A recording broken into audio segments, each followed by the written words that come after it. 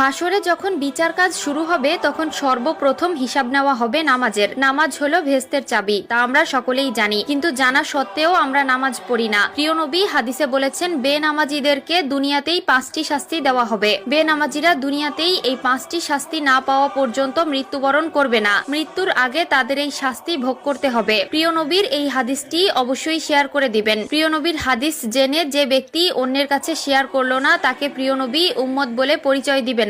আমরা জানবো এবং অন্যকে জানাবো। এবং আপনি যদি প্রিয় নবীর উম্মত হয়ে থাকেন তাহলে অবশ্যই আলহামদুলিল্লাহ কমেন্ট করবেন। তো চলুন বেশি কথা না বলে শুরু করি আজকের ভিডিও। আজকে আমরা জানবো বেনামাজি ব্যক্তিদের দুনিয়াতে কোন 5টি শাস্তি দেওয়া হবে। বেনামাজি ব্যক্তির সর্বপ্রথম যে শাস্তি হলো সেটি হলো তার কোনো দোয়া কবুল হবে না। সে আল্লাহর কাছে যতই দোয়া করুক না কেন তার কোনো দোয়া আল্লাহর দরবারে কবুল হবে না। 2 নম্বরে যে শাস্তির কথা বলা হয়েছে তা হলো তার নেক কাজের কোনো বদলা দেওয়া হবে না। প্রিয় দর্শক, ধরুন আপনি কিছু পাওয়ার জন্য নেক আমল করলেন, কিন্তু আফসোসের বিষয় আপনি যদি বেনামাজি হয়ে থাকেন আপনার নেক কাজের কোনো ফল আপনি পাবেন না। 3 নম্বরে যে শাস্তির কথা বলা হয়েছে তা হলো চেহারা থেকে নেককারদের নূর উঠে যাবে। প্রিয় দর্শক, জন্মগতভাবেই আল্লাহ তাআলা কালো, সুন্দর, অসুন্দর সকলের চেহারায় একটি মায়াবী নূর দিয়েছেন, কিন্তু নামাজ না পড়ার কারণে তাদের